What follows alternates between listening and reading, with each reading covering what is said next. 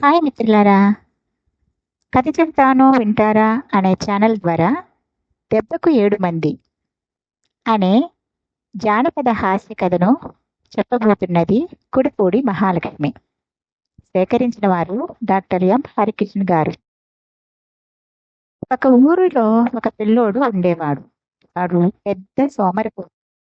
ఎప్పుడు ఏ పని చేయకుండా గొప్పలు కొట్టుకుంటూ ఊరంతా తిరిగేవాడు. ఒకరోజు వాడు ఇంట్లో కూర్చొని వాళ్ళమ్మ చేసిన నేతి లడ్లు తింటా ఉంటే ఆ కమ్మని వాసనకు ఎక్కడెక్కడి ఈగలన్నీ వచ్చి రయ్యమని ముసురుకున్నాయి.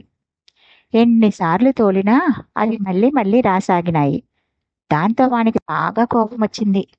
ఇట్లాగైతే లాభం లేదనుకొని ఈసారి ఈగలన్నీ వాలగానే ఒక్కసారిగా 2 చేతులతో పట్టుమని ఒక్కటి కొట్టినాడు. అంతే, దెబ్బకు 7 వచ్చి కింద పడ్డాయి.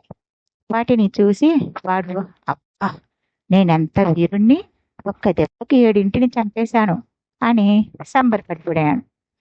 వెంటనే ఒక బట్టలు కుట్టే దర్జీ దగ్గరికి పోయి భుజం మీద నుండి నడుం వరకు వేలాడేటట్టు ఒక పెద్ద పట్టీని కుట్టించుకున్నాడు. దాని మీద దెబ్బకు 7 మంది అని పెద్ద పెద్ద అక్షరాలతో రాయించి అంగీ మీద తగిలించుకున్నాడు. అట్లా తగిలించుకునేసరికి వానికి ఎక్కడ లేని ధైర్యం వచ్చింది. వానికి తన బలం ఆ ఊరి మహారాజుకి చూపించాయి. అక్కడ ఏదైనా మంచి ఉద్యోగం సంపాదించాలనిపించింది. రాజుండేది పక్క ఊరిలో. మధ్యలో పెద్ద అడవి ఉన్నది. దాన్ని దాటాలి. దాంతో వాడు దారిలో ఆకలైతే తినడానికని జేబు నిండా లడ్లు వేసుకొని బయలుదేరినాడు. అట్లా అడవిలో పోతా ఉంటే దారిలో ఒక చోట ఒక గద్ద ఒక పిట్టను పట్టుకోవటం కనిపించింది. వెంటనే వీడు అయ్యో పాపమని జాలిపడి వెంటనే ఒక రాయి తీసుకొని గద్దెను ఈడ్చి ఒక్కటి పెరికినాడు. ఆ దెబ్బకు అది అదిరిపడి అక్కడికక్కడే పిట్టను వదిలి పారిపోయింది. వాడు ఆ పిట్టని తీసుకొని దానికి నీళ్లు తాపి గింజలు పెట్టి భద్రంగా జేబులో వేసుకొని పోసాగినాడు. ఆ అడవిలో మధ్యలో 2 పెద్ద రాక్షసులున్నారు. వాళ్ళకి అడవిలో ఎవరైనా మనిషి కనబడితే చాలు వెంటపడి చంపి తినడం అలవాటు. అందుకే అటువైపు ఎవరూ వెళ్ళేటోళ్ళు కాదు. కానీ వీనికి ఆ రాక్షసుల సంగతి తెలియదు. దాంతో అట్లాగే పోయినాడు. చాలా రోజుల నుంచి మనుషులెవరూ దొరకక అల్లాడిపోతా ఉన్న రాక్షసులు వీణ్ణి చూడగానే లొట్టలేస్తా ఎగురుకుంటూ వచ్చి, రేయ్, ఎవడురా నువ్వు మా అడవిలోకి రావటానికి? ఎంత ధైర్యం నీకు అన్నారు గట్టిగా. వాళ్ళని చూడగానే మనోనికి గుండె గుబ్బేలమన్నది. కాళ్ళు చేతులు మునిగిపోయినాయి. అయినా ధైర్యం కూడగొట్టుకొని, నేనెవరినా, ఇదిగో చూడండి అంటూ పట్టీని చూపించినాడు. దాని మీద దెబ్బకు 7 మంది అని ఉంది. అది చూసి రాక్షసులు ఆశ్చర్యపోయి, మా మోకాలెత్తలేవు, నీవు దెబ్బకి 7 మందిని చంపినావా? మేము నమ్మము అన్నారు. దానికి వాడు నవ్వి, సరే అయితే ఏదైనా పోటీ పెట్టుకుందాం, సరేనా అన్నాడు. ఆ రాక్షసులిద్దరూ సరే అన్నారు. మొదట ఒక రాక్షసుడు ఒక రాయి తీసుకొని, నువ్వు నాలాగా రాయిని చేత్తో ముక్కలు చేయాలా, చేస్తావా అంటూ రాయిని గట్టిగా నొక్కినాడు. వాని బలానికి అది ముక్కలు ముక్కలు అయ్యింది. అది చూసి మనోనికి ఏం చెయ్యాలో అర్థం కాలేదు. అంతలో జేబులో ఉన్న లడ్డూ గుర్తుకు వచ్చింది. వెంటనే ఆ రాక్షసులకు కనబడకుండా అది బయటికి తీసి అరచేతితో దాన్ని పట్టుకొని, రాయిని ముక్కలు ముక్కలు చేయటం ఏం గొప్పతనం? ఆ మాత్రం పని ఏ గొట్టంగాడైనా చేస్తాడు. నన్ను చూడు, ఏకంగా రాయిలోంచి నూనెను కూడా పిండగలను అంటూ ఒక రాయి తీసుకొని గట్టిగా పిసకసాగినాడు. ఆ చేతిలోని నేతి లడ్డు కూడా ఉంది. దాంతో గట్టిగా ఒత్తేసరికి అందులో నుంచి కొన్ని నేతి చుక్కలు కారి కింద పడినాయి. అది చూసి రాక్షసులు అదిరిపడి, అబ్బో, వీడెవడో గాని నిజంగానే మనకన్నా బలవంతునిలాగున్నాడే అనుకున్నారు. అయినా అనుమానం తీరక రెండో రాక్షసుడు, సరే ఇందులో నువ్వే గెలిచావు కానీ ఇంకో పోటీ పెట్టుకుందాం. మనిద్దరము చెరొక రాయి విసురుదాం. ఎవరిది దూరంగా పడితే వాళ్ళు గెలిచినట్టు అన్నాడు. సరే, నువ్వు ముందు విసురు అన్నాడు వాడు. రాక్షసుడు ఒక రాయి తీసుకొని తన బలమంతా ఉపయోగించి వేగంగా విసిరినాడు. అది సర్రున చాలా దూరం పోయి దబ్బుమని చప్పుడు చేస్తూ ఒక చోట పడింది. తర్వాత వీడు విసిరాలి కదా, రాక్షసుల కన్నా దూరం ఎలా విసిరాలబ్బా అని ఆలోచిస్తా ఉంటే జేబులో ఉన్న పిట్ట గుర్తుకు వచ్చింది. వెంటనే ఆ రాక్షసులకు కనబడకుండా జేబులోని పిట్టని తీసి, ఆ మాత్రం దూరం ఏ గొట్టంగాడైనా విసురుతాడు, నేను చూడు కనీసం చిన్న చప్పుడు కూడా వినిపించినంత దూరం విసురుతా అంటూ ఆ పిట్టను విసిరినాడు. అంతే, అది సర్రున ఆగకుండా ఎగిరిపోయింది.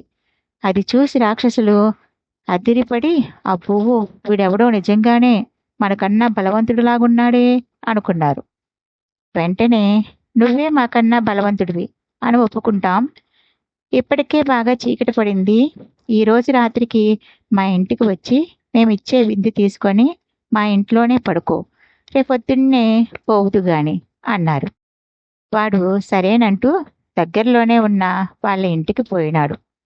రాక్షసులు వానికి ఆ రాత్రి మంచి మంచి పిండి వంటలు పెట్టి తిన్నాక పడుకోవటానికి ఒక పెద్ద గది చూపించినారు. దాంట్లో పెద్ద మంచము, మెత్తని పరుపులు ఉన్నాయి. పోయి పడుకున్నాడు గాని వానికి రాక్షసులపై నమ్మకం కుదరలేదు. కాసేపు ఉన్నాక చప్పుడు చేయకుండా అడుగులో అడుగు వేసుకుంటూ ఆ రాక్షసులున్న గది కాడికి వచ్చినాడు. అప్పుడే ఒక రాక్షసుడు ఇంకో రాక్షసునితో, ఒరేయ్, ఎంతవరకు వీడు తప్ప మనల్ని ఎదిరించి నిలబడిన వీరుడు ఎవడూ లేడు. వీడిని ఎలాగైతే వదిలేసినామంటే విషయం అందరికీ తెలిసి మన మర్యాద పోతుంది. అందుకే ఎట్లాగైనా సరే ఈ రాత్రి వాణ్ణి పండుకున్నట్టు ఇనుప స్తంభాలతో కొట్టి చంపేద్దాం అన్నాడు. రెండోవాడు సరే అన్నాడు. కిటికీ పక్క నుండి ఆ మాటలన్నీ విన్న ఆ పిల్లోడు, ఓహో ఇదా సంగతి అనుకొని పరుగు పరుగున గదిలోనికి పోయి మంచం మీద దిండ్లన్నీ వరుసగా పెట్టి వాటి మీద దుప్పటి నిండుగా కప్పి దీపాలన్నీ ఆర్పి ఒక మూలను దాక్కొని చూడసాగినాడు. అర్ధరాత్రి కాగానే ఆ రాక్షసులిద్దరూ తలా ఒక కడ్డీ లావుది చేత పట్టుకొని గదిలోకి వచ్చినారు. గదంతా చీకటిగా ఉండటంతో మంచం మీద ఉన్నది మనిషి అనుకున్నారు. చెరువు పక్కన చేరుకొని ధనమని దెబ్బ మీద దెబ్బ వేసినారు. అంతే, ఆ దెబ్బలకు అంతలావు మంచం విరిగి తునాతునకలయ్యింది. దెబ్బకు కిక్కురు మనకుండా చచ్చినాడు వెధవ, వేణుతో మనకు పీడా పోయింది అనుకుంటూ వాళ్ళు సంబరంగా వెళ్ళిపోయినారు. తర్వాత రోజు పొద్దున రాక్షసులిద్దరూ ఇంటి బయట కూర్చొని వేప మొద్దుతో పండ్లు తోముకుంటా ఉంటే వాడు ఒళ్ళు విరుచుకుంటా వాళ్ళ మధ్యలోకి వచ్చినాడు.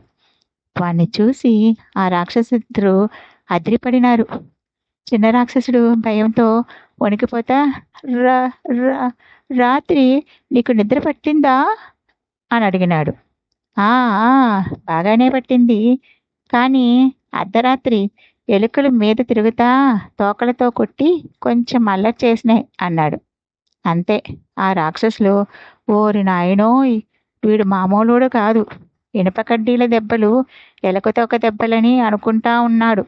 మనం వీడిని చంపాలనుకున్న విషయం గాని తెలిసిందంటే మనల్ని ప్రాణాలతో వదలడు అని వాడు పిలుస్తా ఉన్నా ఆగకుండా అక్కడి నుంచి వెనక్కి తిరిగి చూడకుండా పారిపోయినారు.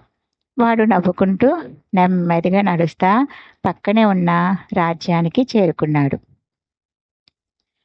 ఆ రాజ్యం పొలిమేరల్లో ఇంకో ఇద్దరు రాక్షసులున్నారు. వాళ్ళు చాలా చెడ్డోళ్ళు. ప్రతిరోజు పొద్దున్నే ఊరి మీద పడి దొరికినోని దొరికినట్లు చంపి తినేటోళ్ళు.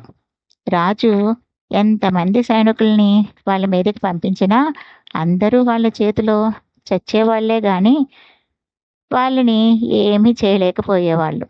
దాంతో రాజుకి ఏం చేయాలో పాలుపోక ఎవరైతే ఆ రాక్షసుల్ని చంపుతారో వాళ్ళకి తన రాజ్యంలోని సగభాగం ఇస్తానని దండోరా వేయించినాడు.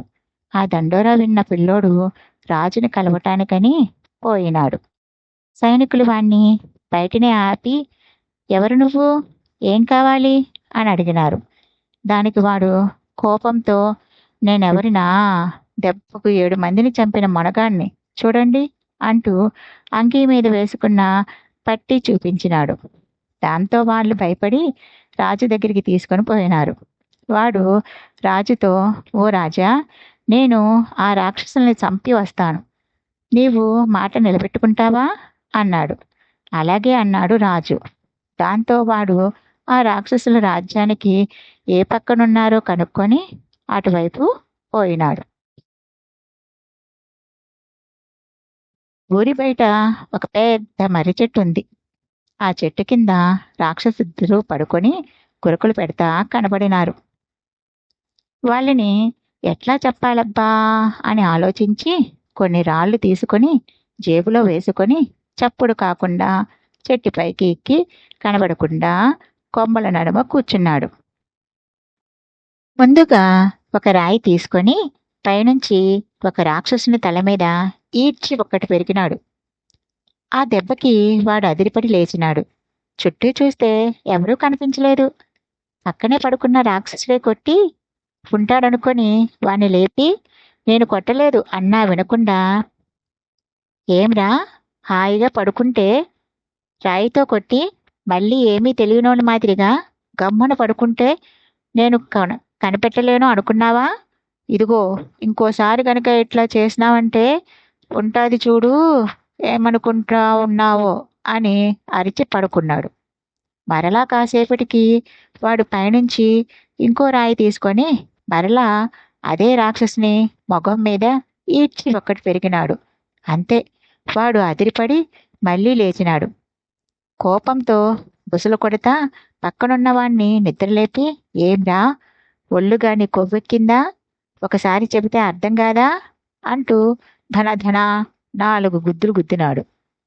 దాంతో వానికి కూడా చాలా కోపం వచ్చింది. అరే, నేను కొట్టలేదంటా ఉన్నా వినకుండా నన్నే తంతావా? ఏం, నీవేనా తన్నేది, నేను తనలేనా? దా చూసుకుందాం అంటూ లేచి ఎగిరి వాని మీదకి దుంకినాడు.